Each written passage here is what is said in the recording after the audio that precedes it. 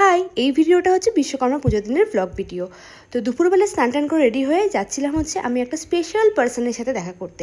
সে কে কী বৃত্তান্ত এগুলো আস্তে আস্তে আমাদেরকে সবটাই জানাচ্ছি। তো ফার্স্টে বেরিয়েই আগে করে নিয়েছিলাম গাড়ি পুজো, কারণ সেদিন ছিল বিশ্বকর্মা পুজো। তো গাড়িটা একদম পরিষ্কার পরিচ্ছন্ন করে ফার্স্টে চলে গেছিলাম পুজো করাতে। দেন পুজো টুজো করিয়ে নিয়ে ওখান থেকে ডাইরেক্ট চলে গেছিলাম আমার সেই স্পেশাল পার্সনকে পিক করতে। তাকে পিক করে আমরা চলে গেছিলাম হচ্ছে লাঞ্চ ডেটে টুইন্স ক্যাফেতে। আর এই যে ইনি হচ্ছেন আমার সেই স্পেশাল পার্সন, আমার লেডি লাভ। ওর পরিচয়টা একটু দিয়ে দিই।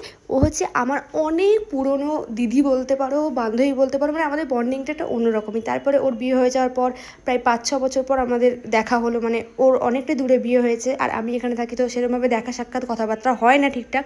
তো প্রায় 5-6 বছর পরে আমরা আবার দেখা করার প্ল্যান করেছিলাম। তো যখন দেখা করবো ভেবেছি, তাই ভাবলাম যে একটা লাঞ্চ ডেটে যাই, তো সেখানে ভালো করে বসে অনেকটা টাইম স্পেন্ড করতে পারবো, দুজনের সাথে অনেকক্ষণ কথা বলতে পারবো। এত বছর পর দেখা হয়েছে, কত কথা জমে আছে।